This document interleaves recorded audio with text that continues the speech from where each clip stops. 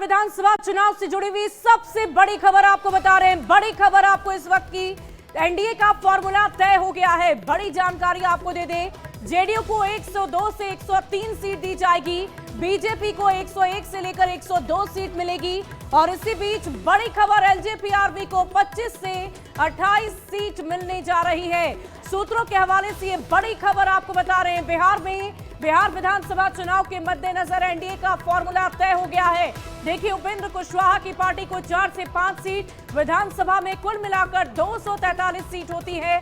और अलग अलग पार्टियों में कैसे सीटों का बंटवारा हुआ है, इसकी पूरी जानकारी हम आपको दे रहे हैं। सबसे ज्यादा जेडीयू को 102 से 103 सीट, वहीं बीजेपी को 101 से लेकर 102 सीट दी जाएगी। वहीं एलजेपीआरबी को 25 से 28 सीट मिलेगी।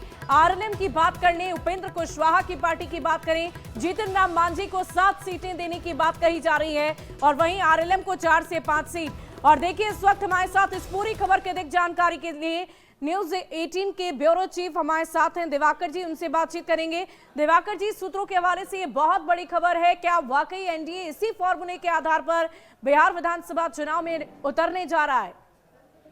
जी बिल्कुल, जो सीटों का अनुपात है वो लोकसभा चुनाव के जो फार्मूले हैं उसी के इर्द गिर्द होने के आसार हैं। और जो खबर मिल रही है उसमें यह माना जा रहा है कि 243 सीटों में बराबरी की सीटें जो है जेडीयू और बीजेपी के बीच बांटी जाएगी।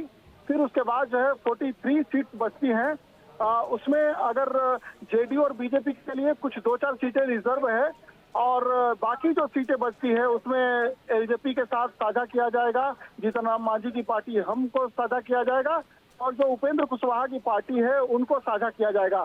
तो ऐसे में एलजेपी के खाते में ये माना जा रहा है कि उसे 25 से 30 सीटों के बीच का एक आंकड़ा हो सकता है।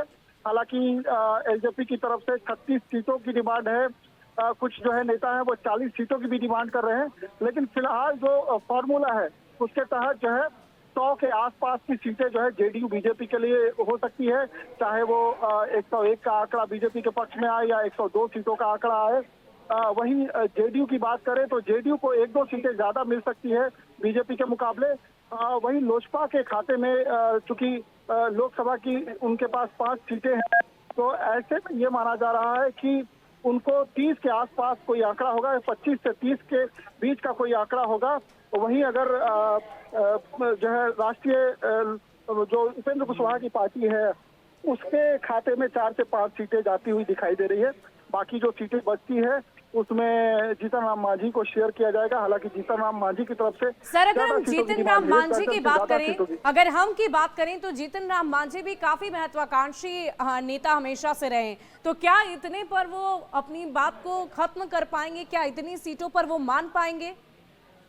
देखिए, जीतन राम मांझी ने लोकसभा में भी 2 सीटों की डिमांड की थी, लेकिन जब बातचीत का आखिरी दौर चला तो जीतन राम मांझी के खाते में एक ही सीट लगी हाथ। और दूसरी तरफ अगर बात करें तो राष्ट्रीय जो उपेंद्र कुशवाहा हैं, जो उनकी पार्टी है, उसके खाते में अब 4 से 5 सीटें दिखाई दे रही है।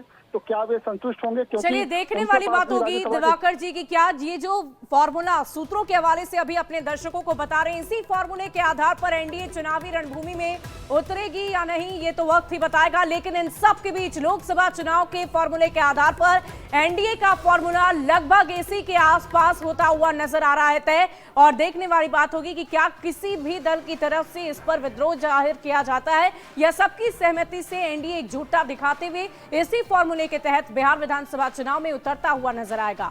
और फिलहाल इस बुलेटिन में